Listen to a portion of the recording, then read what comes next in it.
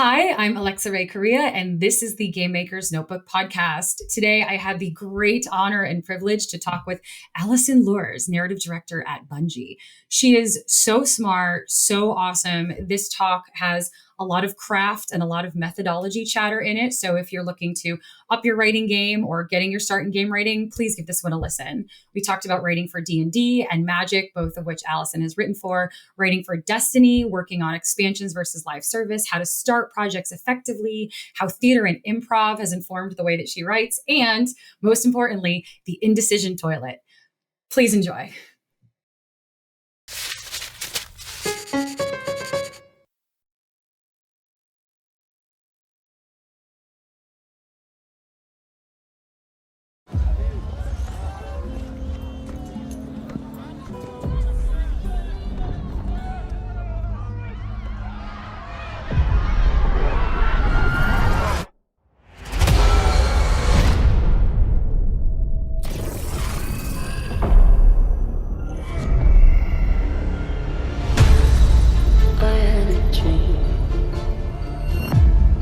Witness nears the final shape. It might have been a nightmare. It's reshaping reality into a perfect stillness. I'm done burying my friends. It's the end of everything. Might as well try to stop it. One last step. Together. Into the end. This place. It's hard to describe. An infection. Festering. You said it spoke to you. So what's the difficulty? The witness shows us what it thinks we want. It's a I lie. had a dream. Lightbearer. Let us lift the weight of suffering. Join us. Zavala, please, don't do this. I had a dream. Got everything. Why don't you think? And if I'm being honest, it might have been a nightmare. Keep moving! Nobody makes my fate but me.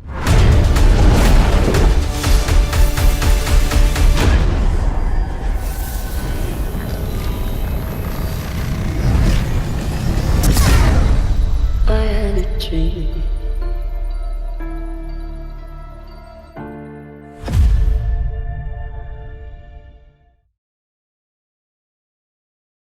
Hi, Alison. I'm so freaking excited to be talking to you today. So excited to get you on the podcast. I'm just going to jump right in. How did you get here? How did you find yourself writing, narrative designing in video games?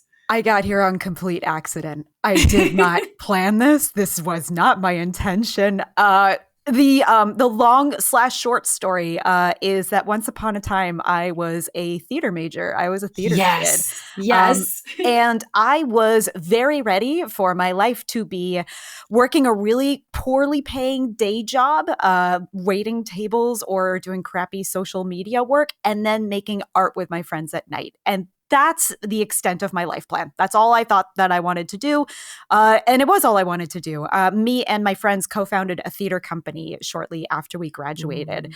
And we all moved down to Seattle. I got a day job working for I Can Has Cheeseburger. Do you remember that website? Yes. Wait a minute. What? Yeah. So I had a day job as a humor blogger for the Cheeseburger Network. They had like 40 different blog sites, and I worked on cheese. I worked on the one with the cats. I worked on a couple of other animal ones. But yeah, my job was just like being like a slovenly internet detective and finding videos to put on our website. It was like early days of media blogging, right? Yeah. So that was my day job. It paid like $10 an hour. It was not great, but it allowed me the freedom to make art in the evenings. So me and my friends were developing our own shows. We were putting them up on our own. We were making money, which was wild. And it was a fun time in my life. But after a few years of doing that, I went from day job to day job. I was part of a big round of layoffs at Cheeseburger, and then went to go work for like a local like news company here in Seattle, writing paid blog posts for them. So I learned a lot about how to start your pilot light and different kinds of coin collections. And that was my day job there. Eventually, I ended up scoring a day job as a community manager with Wizards of the Coast, who's based out of Seattle. And so that was when I found out that, I'm going to go work for a game company. My thought wasn't like, that's where I belong. That's the place that I'm supposed to be at. It was more like, well, it sounds like they'll be fun, at least. Like, okay, well, this will just be another one to add to the list. And within like 6 months of working at Wizards, I found out that there were people in the building whose whole job was to write about dragons and elves. And I thought to myself, well, I can do that. That's easy. I've been doing that for years. And because of my experience with my theater company, I had a portfolio ready to go. And I'd been practicing writing nonstop these last couple of years. So I went down to the woman who was the creative lead of Magic Creative at the time, Jenna Helland, and asked like, hey, can you give me a shot? She asked like, write me a sample and let's see what happens. So I wrote up a sample. It was a short love story between a vampire baker and a witch who specialized in curses, who came to fix a cursed oven in his bakery. And she read it and was like, yeah, we'll give you a shot on an ancillary story. And the rest is history. So I moved from community management down to writing and game design within that year. And actually, no, within like the year and a half. And here I am now. That's wild. That's wild to me. Not only did you just transport me back to like earlier days, but how did your sort of theater, again, for a fellow former theater kid, hell yes, for you, how does your theater training, your like playwriting training, how has that, have you brought any of that with you into your game writing, and how is that transferable? It is integral. It is the same thing. It is the exact same thing that I was doing then, and it's the same thing that I'm doing now. Something I tell theater majors all the time is you don't understand how versatile this degree is. No other medium currently, like other than maybe film, encourages you to work outside of your discipline all the time. Like it is endless group projects. It is constantly understanding other ways of seeing art and seeing the thing that you're collectively making together and collaborating in a way that's healthy and productive. Nobody teaches you how to do that except for theater and maybe cinema, and that's about it. As for like skills that I use on the daily, the kind of theater that I specialized when I was in college was called devising. And so what that means is it's creating new work without a script to start with. So you're not beginning from that hierarchy of there is a script, and then we bring on the director, and the director brings on their people, and then they bring on the cast. Instead, it's a group of artists from different disciplines all working together to figure out what do we want to make together? Like, what's the thing that we want to make collectively? Which is just game design, but with a really different budget, right? Very different budget. But like those fundamental skills are all exactly the same. The other big half of my background that I use daily, I was a professional improviser for about a decade. Yes, I was. Yeah. Fun fact, when I was in college, my team won the National College Improv Tournament. And that part on my resume got me my job at Cheeseburger. That's awesome. Yeah. That's crazy. Thank you. I think it's a lot of fun. Improv is equal parts like magic and also the most cringe thing in the universe.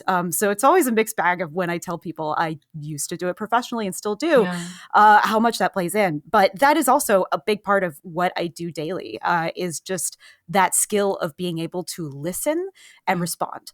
That is all that we do as creatives, especially in a collaborative field, is listening to what other people are bringing and responding to it in turn without judgment, and without necessarily leaping to conclusions of what you want to happen. What do we do together to make all of this work collectively? Yeah, I think the without judgment thing is such an important skill in like being in a writer's room. I feel like that's something we can all be a little bit better about, you know? And also just for ourselves too. Like I feel like maybe I don't know if you feel this way. Sometimes you feel like the thing that you're going to say is going to be too cringe or too whatever, and so you have a tendency to, you know, like bring it back or censor yourself a little bit. One of the things that I tell my writers' rooms all the time is we love bad art. We love garbage. Yes. I love terrible ideas, because whenever you share a terrible idea to a group of people, that's how you turn it into an amazing idea. And sometimes you find out that that terrible idea that you thought you had is actually genius. But you won't know unless you go out with the intention to try and fail and see what happens in the process. Yeah. When you say garbage art, do you have any like favorite garbage art, or just like maybe not garbage, but just like stuff that is not highly rated, but for you still kind of greases the wheels? Oh my gosh. For me, like when I say garbage, I mostly mean just like half-formed ideas. Like where you just have like, hey, I have an image of like two of our characters and they high five and then tackle each other. And that's it. That's the idea. That on its own, through a judgmental lens, could be like, wow, that's pretty half-assed and shitty. I don't know if we actually want to do that. Or like if you share it with a group of people whose entire job is, hey, let's make the best story possible. What happens when you listen to that without judgment? Like what happens when you, okay, let's take that vision and let's see what we can bookend it with so it makes sense, or so it's bigger, or so it's more contained. There's being able to share a half-formed idea is an act of courage and a gift, like to the other people that you're working with. We also cast judgment on lots of different things. The concept of tropes, or even entire mediums like fan fiction. There's lots of different ways of sharing ideas that we have preconceived notions of whether their value is good or bad, when in actuality, like it's all neutral. They're all just ideas, and they can come from all kinds of places. Yeah, it's very yes and. That's very yes and. I do enjoy playing yes and with my writers' rooms. I feel like I almost want to like turn around and ask my writers' room to go take an improv class, because I feel like that would be helpful. I am waiting on budget proposals so that I can bring in some of my professional friends and do the same thing. It is like the most valuable thing that we can do as creatives is learn how to listen. And that's what improv is. It's not learning how to be funny. Like it's not learning how to be like the goofiest goof who gets all the attention. It's about the art of listening to the other people on stage and making something with everybody at the same time. Yeah. This is such a deep cut for listeners who don't attend the Game Developers Conference, but have you ever been to the like narrative improv like thing on during the week after the narrative summit? Yeah. I never participated in it because I always got a little bit intimidated on the side, but like that kind of exercise is exactly the thing that makes us better at what we do. I agree. Yeah, and it's inherent on the idea of embarrassment. Embarrassment is a good thing, you know? Like, how can we take that energy that goes into the act of being embarrassed about putting ourselves out there and recognize that that's your body telling you should probably go do that, especially if it's scary. Yes, if it's I always tell all my mentees, if it's a little scary, you're probably going in the right direction. Yeah, exactly. So I want to talk about your writing for Magic, since you've already mentioned that. What was like, it's a physical game, but also kind of like permutates a bunch of different spaces. What is that like? Because for some of us that aren't like, I haven't played Magic in a bajillion years, but for me, when I think, writing for Magic, I think, do you write the cards? Do you write the rules? Like, what is that? What is the act of writing for a card game like that like? Oh man. So something I tell other game devs all the time is my time on Magic was like the perfect place to learn game design. Like Magic as a game is so simple and also so complex at the same time. But what makes it work so well is that it totally understands the Venn diagram of where the like mechanical design of like what goes into the game of a card meets the creative design of what goes into the game of narrative design of Magic at the same time. Like what makes that card have meaning is both the mechanical, here's what it does, and the narrative on top of like, and also it's reflected through the philosophy of how this game is made. And that like Venn diagram was just like, it blew my mind, especially as someone who didn't come from a background of making games when I started working on there. So when I talk about writing for Magic, my job was to write card titles. It was to write flavor text. It was to write art descriptions for the art that goes on every card. And that process of doing that required a deep understanding of mechanically, what's this card doing, as well as philosophically, what are the 5 colors of Magic and how does this exemplify the values inside of that. Learning how to do that was really complicated because there's a lot of unspoken rules about Magic. If I know that this card is going to be a blue card that draws 2, in my mind, back when I was working on that game, I would look at that and go like, okay, it's blue. That means I can't put a lizard, a dog, or a cat on top of this thing, but I can put a bird or an amphibian or a fish. And I know that it's drawing 2. And so we can like look through the narrative design prism of like, okay, that's kind of looking into the future. I am skipping 2 turns. I am being psychic. I am foreseeing something that's coming down the line. Maybe there's something in here about like an augur or like reading tea leaves or looking into a magic mirror, something like that. And so my job was interpreting what was going on mechanically in a way that visually and creatively tells the player additional information so they fully understand what's going on there. So in addition to all of that, I was also writing long-form stories for them. Magic's fiction is on a website that you can go read. There's lots of great short stories available. I ended up writing at least 25 short stories while I was there. It was a lot. Yeah. It was a lot. But also I'm so proud of that work, and working on Magic was really just such a great teacher. And I find myself returning to those fundamentals a lot, even working on digital games now. Sometimes remembering that like, no, what we do is that Venn diagram. Like it's finding that way to reinforce meaning through a creative lens, which just requires listening and understanding. I would have never made you literally blew my mind just now, because I never would have made the connection between an act of like draw more cards to divination. Yes, exactly. That's when you do that, like, where does your brain go? Like, how do you activate those pathways? Yeah, for me, I like to think about the act of play. Like if I'm reading something like that for the first time and imagining like, okay, I'm at the table, I know all the steps that take place and I know how these interactions typically go. What am I feeling? Or like, what's the like side step that I can do from the action that I'm doing here? One of my, one of the easier ones, I know. There was a set that came out really recently. I didn't work on, but it's so genius. Magic did a crossover with Lord of the Rings. Yes. And they made the One Ring. And this card is so genius because like it is a high value card that does good things for you. And also it hurts you at the same time if you use it. And like, I see the thought process that went into that of wanting to find like, okay, the feeling of this creative idea I'm getting after means that mechanically this sort of thing is happening. And it just sort of requires like slipping to the side a little bit in what you're experiencing as you play. Yeah. Didn't that also sell for like $1 bajillion million or something? It sure did, which is genius. Like I love that they made it into like an entire like ARG experience of people trying to like find it and sell it. It was so much fun to watch from the side.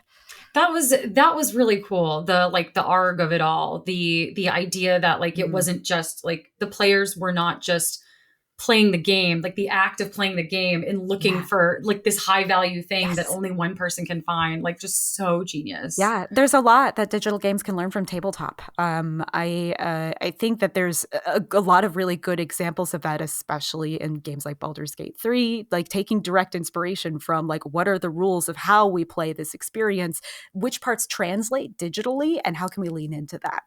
Like that perspective is really cool. Speaking of Baldur's Gate 3, you have a credit on Baldur's Gate 3. I do, yeah. Can you talk about what you did for it? Yeah, I was on the publishing side. So I was the creative lead on the Wizards of the Coast digital publishing side, which means that my job was basically to look over what they're making, advocate for them inside of the building, answer questions, and also give like the final stamp of approval on like, yep, this is D&D. This feels really good to us. Thank you. It was a very straightforward job because they were amazing and did an incredible job. Yes. But it was really cool to be able to help support them on this super ambitious project and help to give them the runway to succeed in places where they needed some help from inside the building. Yeah. Having had that kind of 30,000 foot view on the game and you just said feels D&D for you, what feels D&D? I know there's a lot of like everyone is doing games now. I feel like everyone I know is either in a game or is in some streaming. Like we're seeing new streaming groups pop up. I know Natural Six across the pond in the UK. Those guys are doing a great job. Shout out to all of you. For you, what is it? Like, what is that essence? What is that core? Oh, man. And this is an exercise that I always like to do every time I start on a new IP or a new project is figuring out, like, what are the principles of this IP? What are the things that are always true? And if we were to remove one of them, it doesn't really feel like the same thing anymore.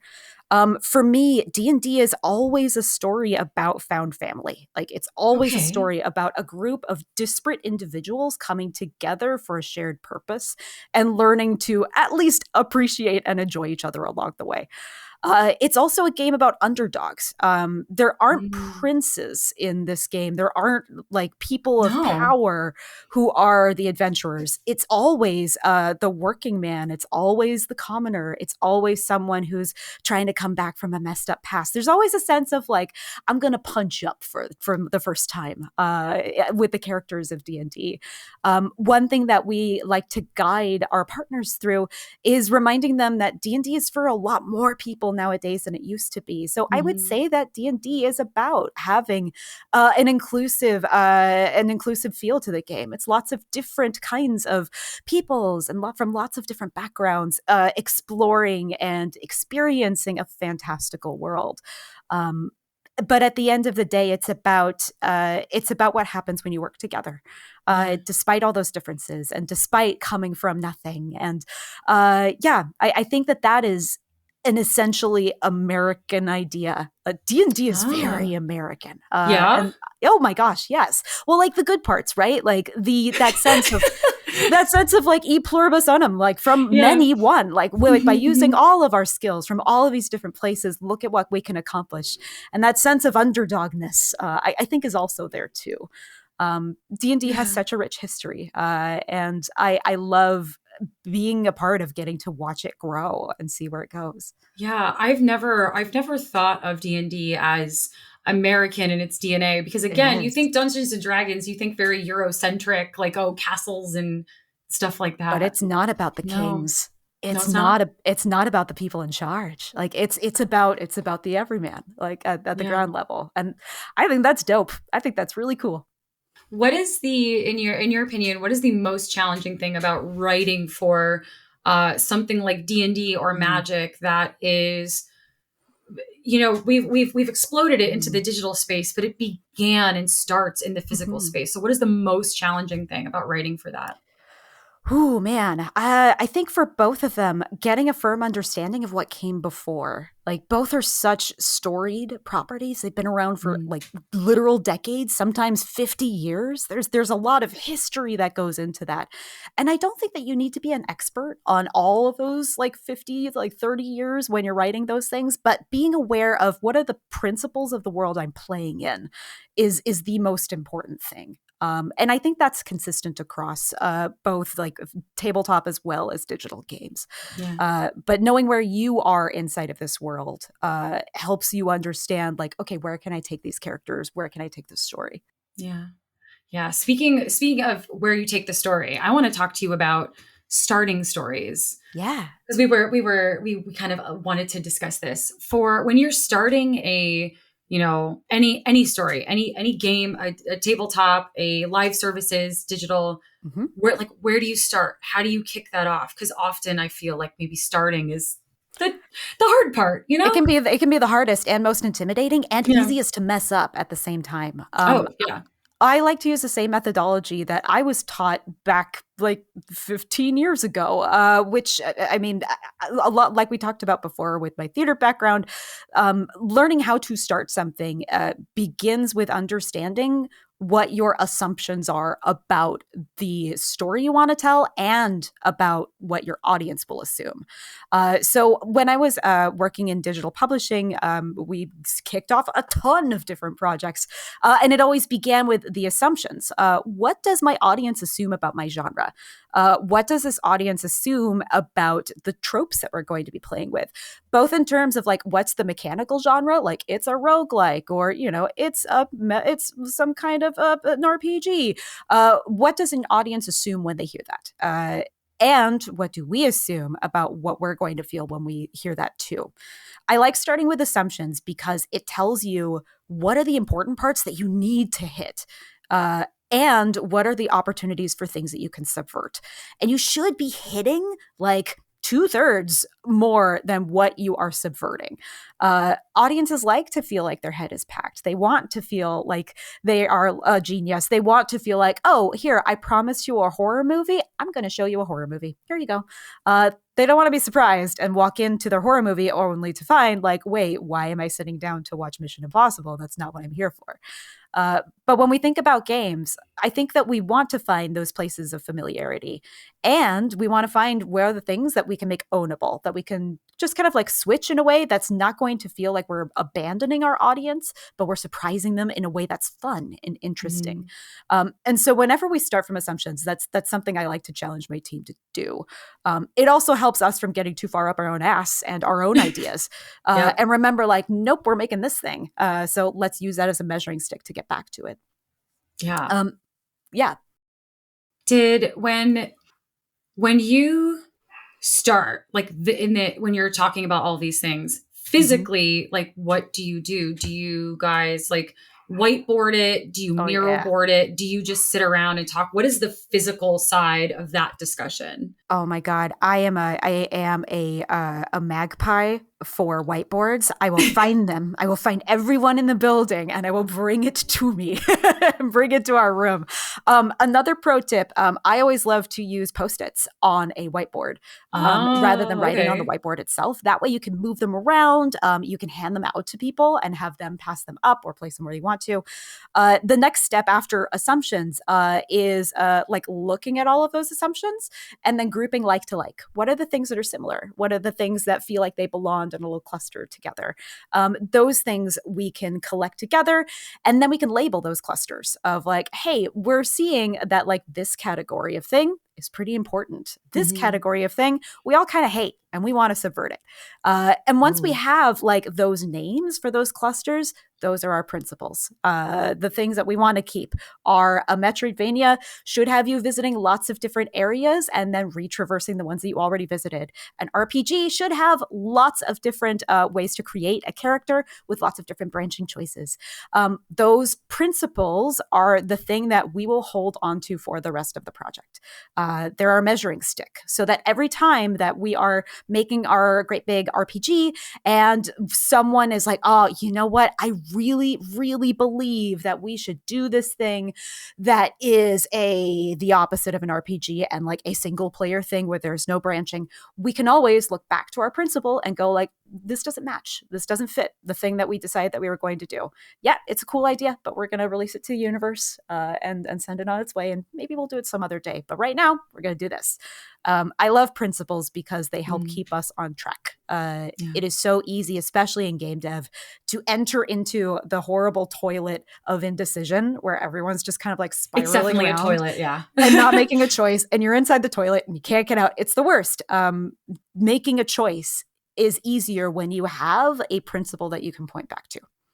I'm going to start referring to it as the indecision toilet, because it is a toilet. toilet. It's a toilet. It's the worst. It's the worst. And it's also the hardest thing for like us as professionals to do, especially in a creative field, is to make a decision. Even though that is the thing that makes everything cleaner and easier and faster.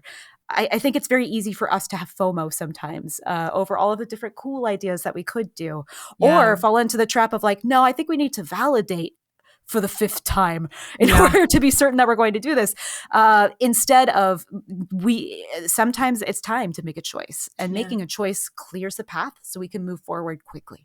Yes. This is a very intimate, like, me question, but as a narrative leader, do you ever feel like do you ever put yourself in the indecision toilet because you maybe don't want to step on someone's ideas, or you want to see someone who's working with you develop it a little bit more? Like, as a leader, when do you decide, like, we have to get out of the toilet? Like, I'm going to make a call. Like, how do you make that call thoughtfully, but also, like, when do you make that call? You know? Yeah, I think it's about using those improv skills, right? Like, if we're saying yes and, are there any parts of that idea that we can use? Are there any that we can use in a surprising way in some other place? If it's an idea that we just can't use, I ask for someone to complete the idea. Like, write me the script, like, show me what you want to do. And let's sit down together and let's look at our principles. And I will ask them, like, which of these is it hitting?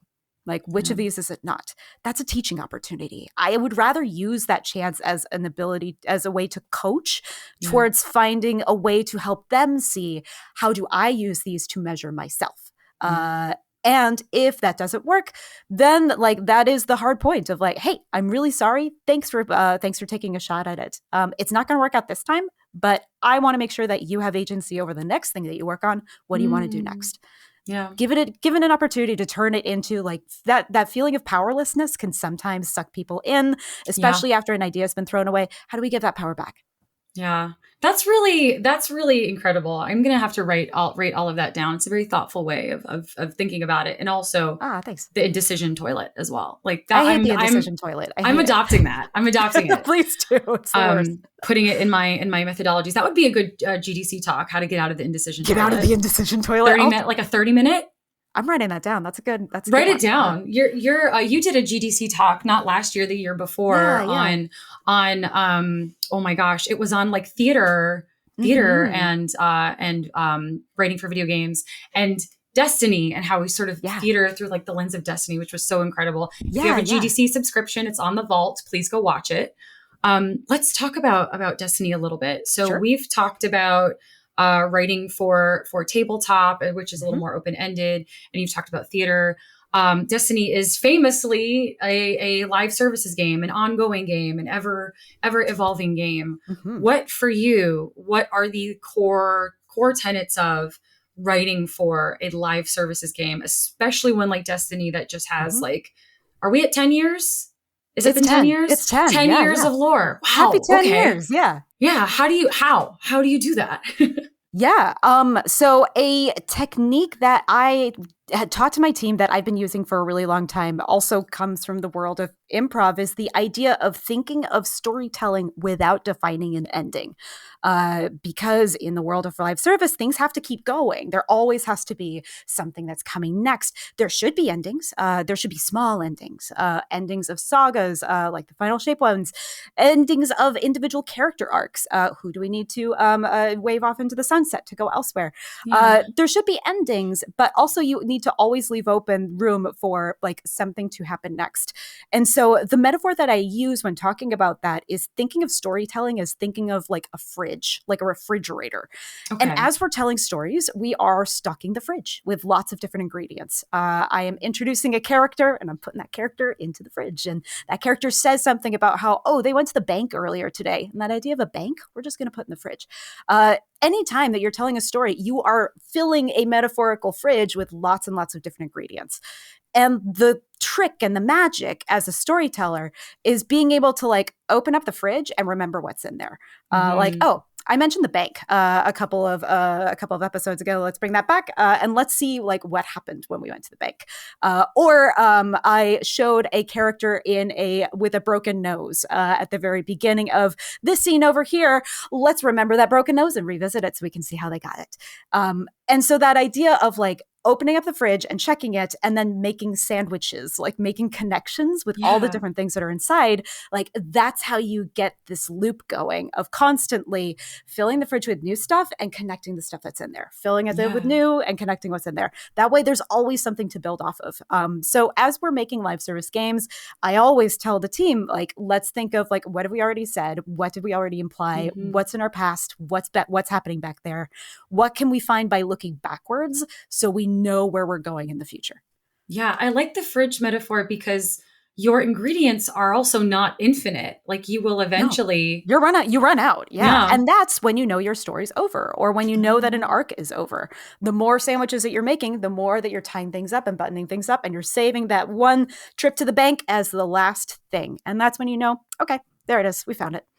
I love that. Is it what does it feel like to write an ending, but knowing that it's not over, like it's not a finale. It's just this, arc. I think it's about finding a part that emotionally concludes something. It doesn't have to be like a big world shaking conclusion. It can just be this character learned the lesson that they needed to, or this character failed in a way that matters in a significant way. Whatever an ending is, it has to matter in some way. And that doesn't mean that the world has to end. It just has to mean that it matters to that character. Humans think in emotions. The more that we can use that as storytellers to reinforce like what meaning isn't a world building fun fact. It's a state in a character's arc. It's something that they've learned and something that's changed. Yeah. Do you, when you are, so I feel like in recent years, seeing a lot of stories, whether it's a television show or a video game that's part of a series of video games, I almost feel like we're seeing a lot of stories that wrap up like super duper neatly. I've used this metaphor before, but in Star Wars, there's kind of this issue going on with the IP where nobody truly dies. There's always like a force ghost or they escaped or something's going on. And so there's never really an ending. A lot of older characters are kind of being back multiple times to do things. And for me, I almost wonder if writers are maybe a little scared to let their characters fail. So it's FOMO, right? Yeah. Yeah. So is it like, I would love to hear your take on how to gracefully kind of allow your characters to fail without you kind of, because I feel like when we get to that part in writing, we almost a little bit like we don't want to fail ourselves. So we almost don't want to let these pieces of us have something bad happen to them, have them fail. So for you, when you're thinking about it. Oh, man. And it's something that, no one's perfect. I do this all the time, too. Usually on my personal projects, I'll catch myself thinking, oh, you're way too nice to your own characters. You can cut it out. Everyone can see through that. I think there's that sense of judgment, right? That comes with like, well, I don't want something bad to happen to these characters that I care a lot about. I don't want to see them suffer, or even more poisonously, I don't want the public to see a character fail and then cast a moral judgment on them. But when that gets in the way of telling a good story, when your gut knows that it's a good story, sometimes we have to remind ourselves to be brave. And being brave is allowing our characters to fuck up and allowing them to not look their best. Sometimes, especially for more junior devs, it's a very easy trap to fall into because you want to make sure that you're doing right at like the metatextual level in a story. But it's important to remember that stories only work when there's friction. Like they only work when there's conflict, but conflict can look in a lot of different ways. For me, like it's reminding myself that the story is only so interesting as the conflicts that I create. It's not interesting if there's no conflict. And that's a hard lesson. That's a hard lesson to internalize. I think it was, oh my gosh, who was it I was talking to? Every story decision has to either introduce a conflict or a consequence. So either it starts something or it ends something or kicks off something else. Yes. Yeah. The three C's, the big C's. Destiny is, would you say Destiny is a gameplay? It's a very gameplay first game. So yeah. Oh yeah, no, for Yeah. sure, for sure. I think all games are a holistic experience. Yes. Okay. It's like, and I say that as the person who learned game design from Magic, right? Yeah. Like on one angle, Magic looks a whole lot like a gameplay first game, when in reality, it's kind of a holistic experience that uses both sides of your brain in yeah. order for you to really understand what's going on. Yeah. I see Destiny as the same way. This is a game whose structure is really set. It's been around for 10 years. It also has a story that is really deep and really interesting. And finding ways to make both of those halves talk to each other and with each other is the big challenge and also the really big reward. I love how Destiny has found such a great way to value both halves of itself at the same time. Yeah. Do when you start to brainstorm, new expansions, new lore pieces, do you, where does that start? Do you say, okay, we go to the whiteboard, we start building out our story, or is it mechanically like, hey, we have this new mechanic, new thing, new ad, and it's up to us as the narrative team to kind of like not make it all make sense, because that makes it sound so like basic, but sort of put the shiny stuff on it, like make it really enticing and like delicious. The trick is you don't do it as just the narrative team. Whenever we do our early brainstorming, it is as many people as I can get into that room as possible. And I mean like from other discipline leadership. So it's our game director, it's me as the narrative director, it's our art director, it's the art lead, it's the design leads, and it's all of the narrative team. More brains will only make it better, and they're going to spot things that we will miss. And so as we're doing that, making our list of assumptions of like what this genre is about, or like what the general story is that we want to tell, we'll be looking to our counterparts on these other disciplines for like, how does that work for you? What does that make you think of? What's the idea that spawns for you from that? So that way, it's not just like narrative falling into a variant of the indecision toilet, the up our own butts toilet of trying to like, oh, I love our ideas, and we don't think of any other discipline because they don't exist.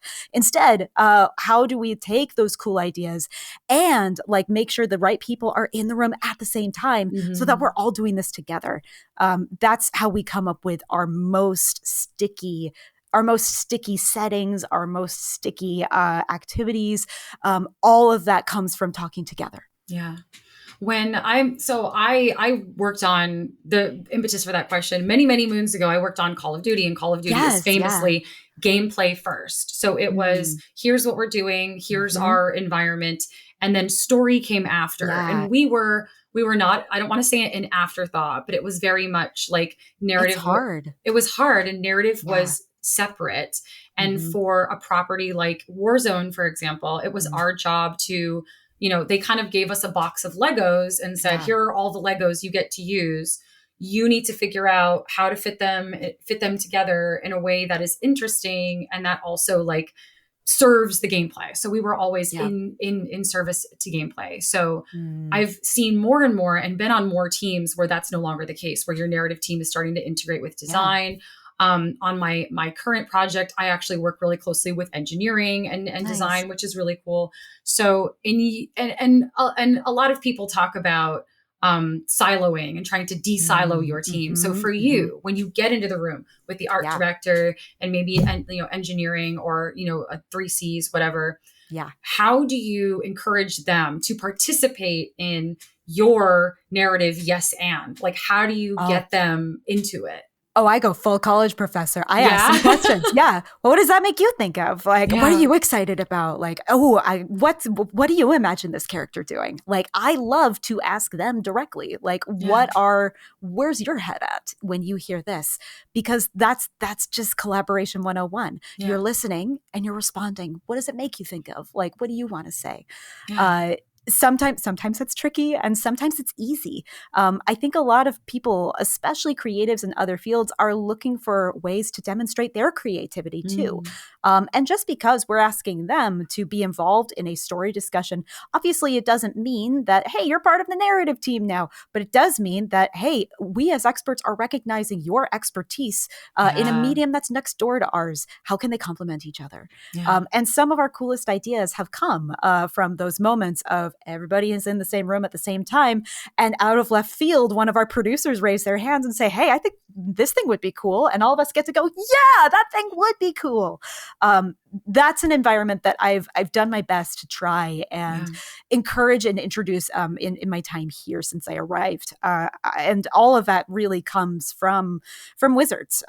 Everyone was working so closely across different disciplines and across mediums. The games of Magic and D&D don't work unless everyone is like in on it together. And I really firmly believe that our games are stronger when they are. When you find, when you're going down this road, when you find healthy creative conflict between you and design, how do you, is the way that you kind of approach and tackle that problem different from the way that you approach and tackle conflict intra-narrative team? Like, are there differences in how you approach those situations with other disciplines versus within your own discipline? Yeah, I mean, I think a little bit, because obviously not my house, so I have to be a good guest. Not but my when house. those right, when those problems arrive, everything's always solved by just getting people in a room and just talking it out. Something I tell my team a lot is, in those moments of conflict, it's important to get curious. Let's get curious about why they see things this way or why they want to do something that way. And I try to encourage that curiosity on the other side too. So when we're in that room, I love to ask, like, so what went into making this choice? And what were you thinking when you were doing this? Try and tease out, like, what's the value that's driving the reason why they're doing this? And let's talk about that value and talk about how, hey, here's how we see that. And here's how we want to make sure that you are achieving what you need to. And so we can be good partners, but also what's something that works for both of us. I think getting curious and making it about, like, what are the values that we have as creatives allows us to find the solution faster than trying to out logic them or get into a weird political fight or try and wrestle it, or say that, oh, well, obviously, like, narrative is the one who's everyone's stepping down on. It's all, we're just the victims here, like, because that's not always true. So let's get curious. I love that you've painted this picture of the house, and we have the fridge, and we have the it's toilet. Very domestic. And we have the toilet. I love it. I love it, though. It works. It's a very, like, strong visual metaphor for kind of all of these moving parts. Yeah, the house takes a lot of people to run, and we all have to work with each other. Yeah, exactly. It does. It's not just a little house. It's like a big Bridgerton house. With, the servants and the rooms and all the kids and stuff. Exactly. For Destiny, how is writing for a season different from writing for something like an expansion? Like, what are there any differences? Like, do you start approaching them differently? Like, what are the key differences when you're deciding, oh, this is a story that is better told over a season versus this is a set story for just this one-time thing we're going to put in? Yeah, I think a big factor of it is remembering replayability. Like in a seasonal or an episodic release, there's going to be a lot more activities that we want people to get in there and grind again and again and again. So there's going to be a lot more filters based off of completion, like based off of how long you've been playing, based off of like what week of release it is. We want to make sure, like, when we're building those experiences, it's something that we can evolve over time and introduce more kind of like stacked layers that the player gets to kind of like tease apart.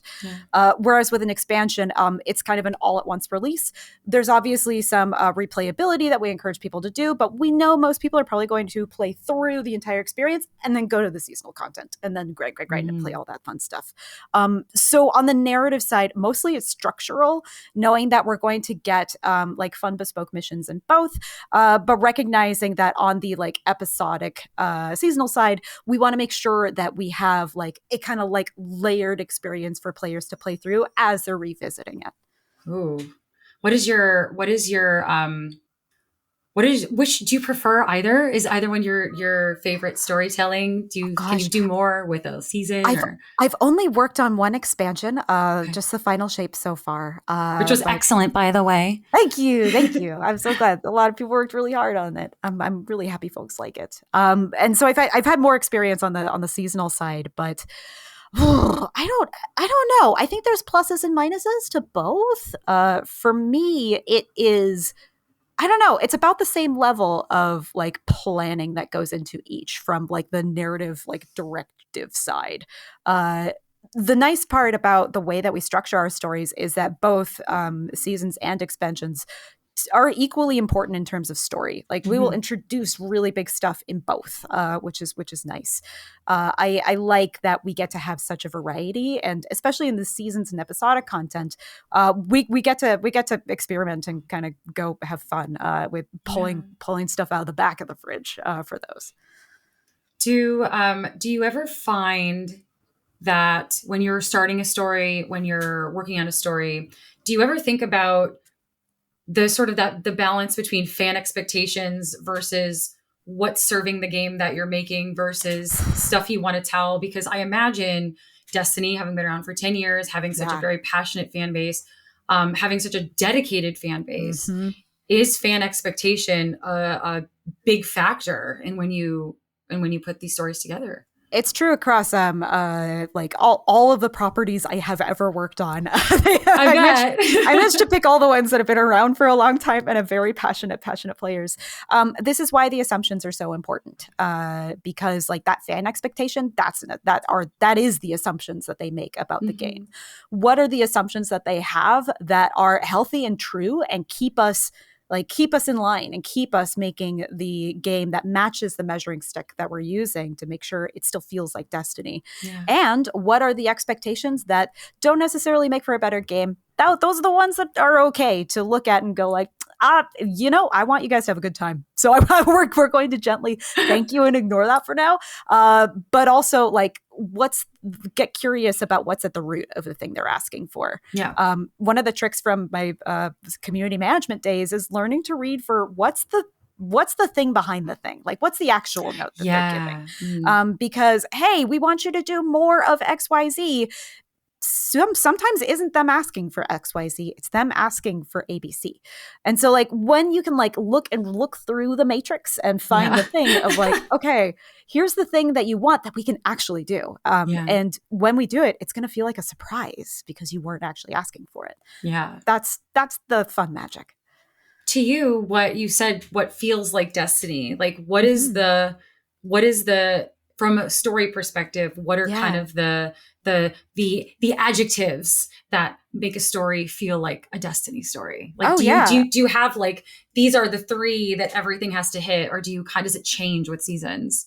Yeah, no, I think there's a core set of principles for Destiny. I think Destiny's story at its core is always going to be about hope in spite of a world that has fallen apart. That notion of striving towards something is really critical. There's also lots of IP-specific things like the Traveler and like Ghost and the nature of being a guardian. But more importantly, I think it really is like being part of like the disparate remains of what was, and forging something new out of that, discovering something new out of that. Another innate principle of Destiny, I think, is just embracing weirdness. There's a lot that's weird about Destiny in a fun way. And I think it's most exciting when it goes all in on those really nice sci-fi meets space fantasy elements. It hits great. Having been in the writing pool, why do you think so many people resonate so strongly with, being a guardian or these stories that you're telling? Like, what is it that you think people are like, keeps people coming back? Man. Oh, I'd be very important if I knew the exact answer. But I think it's that sense of striving. Yeah. I think it's that sense of being able to feel a mastery over doing something, and then knowing that there's always something else that you can learn how to do and learn how to do really well. That notion of striving, I think, appears both in mechanically what you're doing throughout the game, as well as narratively. everyone is trying to be the best version of themselves or trying to fix something or trying to find something. There's a close relative of hope and optimism in there somewhere. But again, the striving only feels good when you're doing it in spite of something being really difficult. Yeah. I want to talk a little bit about like world building methodologies in general. We've touched on Destiny. We've touched on your theater background. And I actually, there is you did an interview with Sci-Fi Wire a while ago where you said about writing for D&D and Magic specifically. This goes back to theater. Playwriting is about telling stories about sad people in living rooms. I still tell the same stories as I did back then, but now I tell stories about sad sorcerers in living rooms. And it's true. I want to drill down on that because I feel like when, you and I have worked with a lot of younger writers, do a lot of mentoring, and I feel like when you start, there's this impetus to immediately go grand scale, immediately think of like it's the universe and everything is crumbling and you're like the sorcerer or whatever. But in reality, the story can start much more closer to home. You can start a little more intimately. So building off of that, what kind of advice do you have for new writers that are starting out, that are maybe looking to things like you and The Final Shape or, D&D and Magic as these are my inspirations for writing? Yeah. Hearing the sad people in living rooms quotes reminds me that like some of the greatest stories that we have to tell are about a family sitting in a living room who's about to lose their house. Like the most important stories aren't the ones where someone saves the universe. It's usually the ones where someone has something small and terrible happen, but it means everything to them. And like that's the part that's a good story. Like that's the nugget that makes it worth something worthwhile. And so when we're writing about aliens and spaceships, as well as dungeons and giant horrible monsters, like those stories are untethered from the ground unless we find like what is the very human thing that reminds us that these matter. And that's the part that players are going to seize onto. The stories that I've written that I feel connected to the most are the ones about love and identity and about making mistakes and figuring out how to make up for them. Like those really human notions are the ones that we need. And so when we want to fly away into sci-fi and fantasy land, it's important to remember like, but like, where's the Chekhov? Like, where's the, I don't know. Like, where's the part that feels like a person inside of there?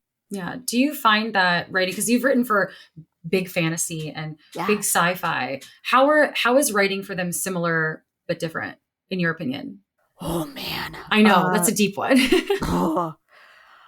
I get to have more fun with weird ass metaphor in fantasy, I think, than in sci-fi. But in sci-fi, you can get away with getting to that like really grounded human element a lot easier.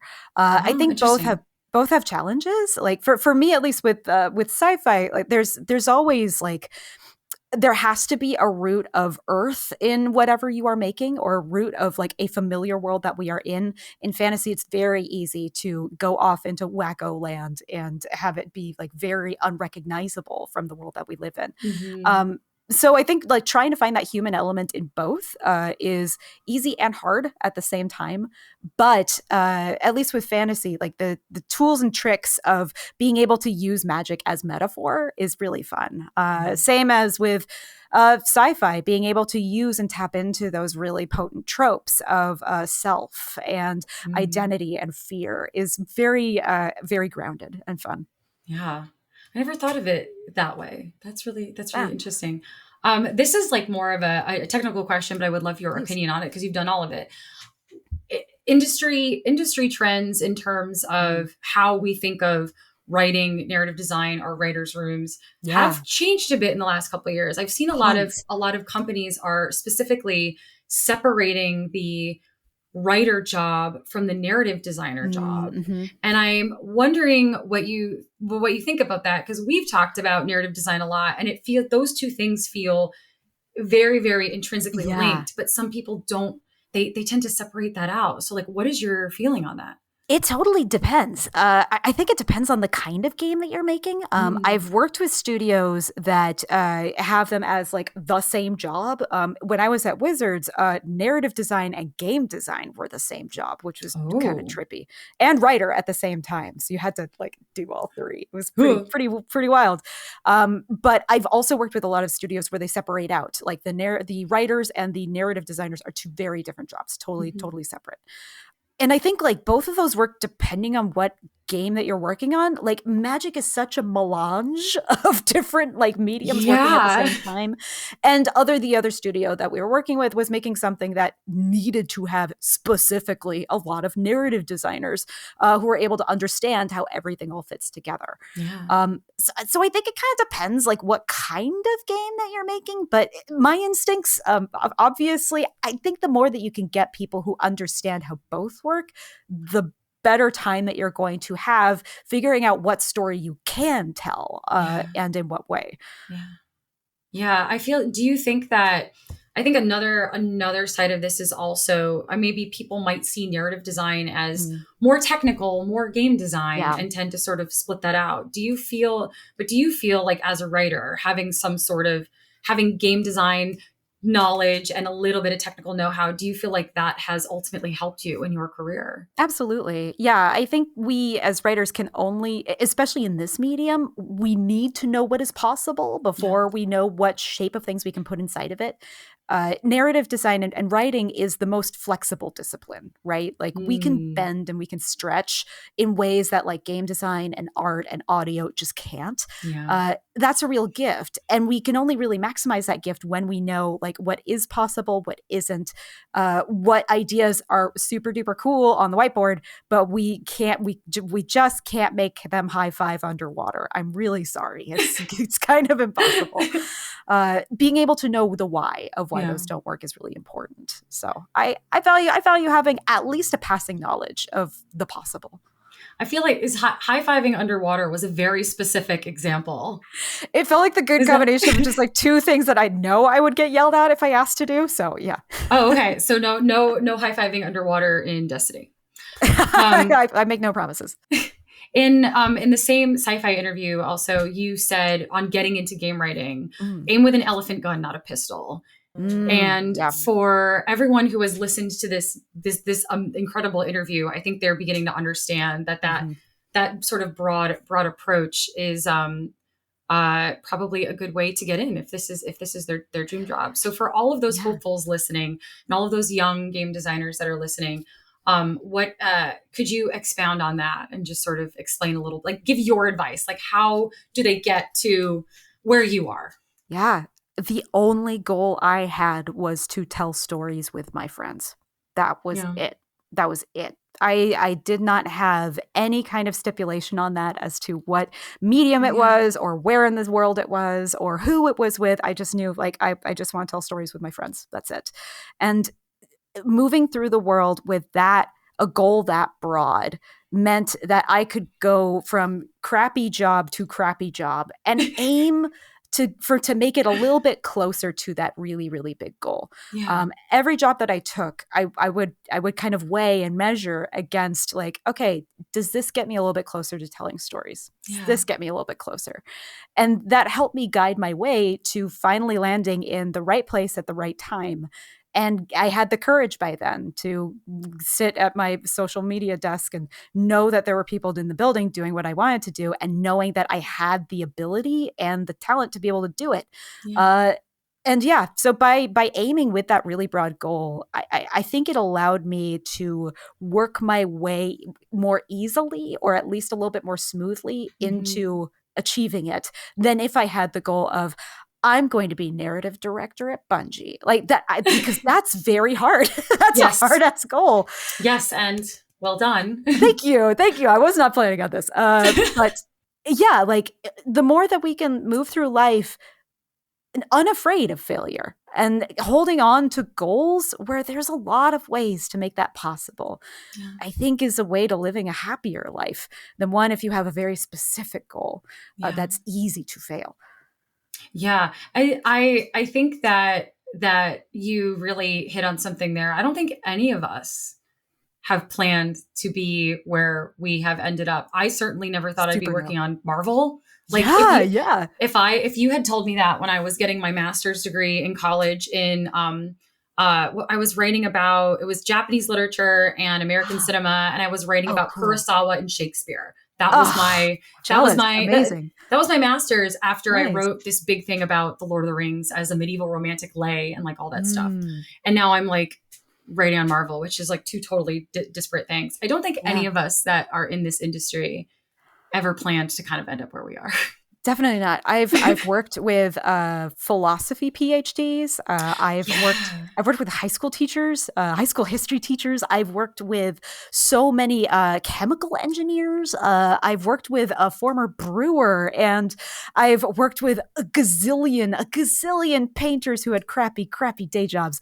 Yeah. This industry is so young. It's Yeah. so young. It is And I young. think it's really easy to forget that sometimes. Yeah, I've worked with 3 other writers throughout my career that were all psych majors. Yeah. And I see that.